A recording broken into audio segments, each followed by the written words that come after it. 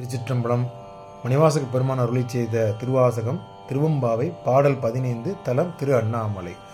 ஓரொரு கால்யம் பெருமான் என்றென்றே நம் பெருமான் சீரொருகால் வாய் ஓவால் சித்தம் களி கூற நீரொருகால் ஓவா நெடுந்தாரை கண் பணிப்ப பாரொருகால் வந்து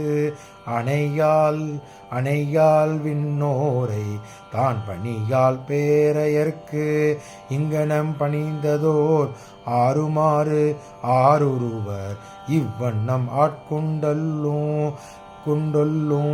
வித்தகத்தர் தாழ்வார் உருவ பூன்முளையீர் வாயார நாம் பாடி ஏர் உருவ பூம்புணல் பாய்ந்தேடேலோர் எம்பாவாய்.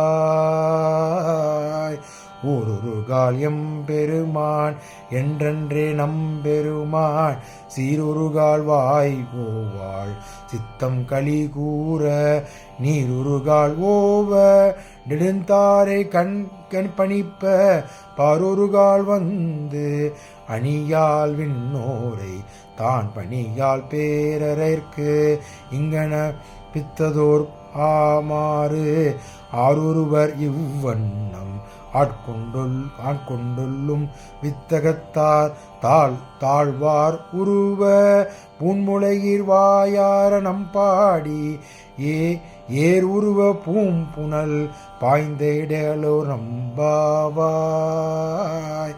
ஏர் உருவ பூம்புணல் பாய்ந்தாடேலோர் எம்பாவாய்.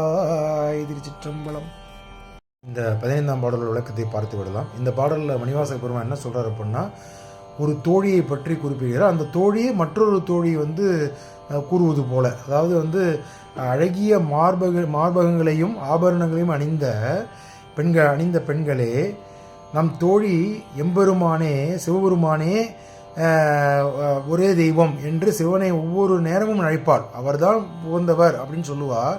அவரது சிறப்புகளை நிறுத்தாமல் பேசுவாள். சிவபெருமானுடைய சிறப்புகளை பற்றி எப்பொழுதும் வினாவிக் கொண்டே இருப்பாள். மனமகிழ இவ்வாறு அவரது சிறப்புகளை பேசுவதால் கண்களில் தாரதையாக கண்ணீர் வருமாம் அவருடைய அந்த தோழிக்கு. அந்த பத்தி பரவசத்திலிருந்து அவளால் பூமிக்கு மீண்டு வருவதே இயலாத நிலையாக இருக்குமாமா.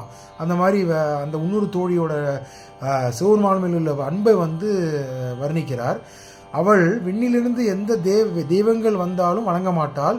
சிவபெருமான் மட்டுமே தனக்கு உண்ட தலைவன் என்று வணங்கி அவரை பித்து பிடித்தாற் போல இருப்பாள் அப்படிங்கிற மாதிரி சொல்கிறாரு. அவளைப் போலவே நம்ம அனைவரும் நம்மையும் ஆட்கொள்ள காத்திருக்கும் வித்தகத்தனாகிய சிவபெருமானை நாமும் பணிந்து பாடுவோம், வணங்குவோம், ஆடுவோம் சொல்லி சொல்கிறார். அப்புறம் அந்த பூக்கள் நிறைந்த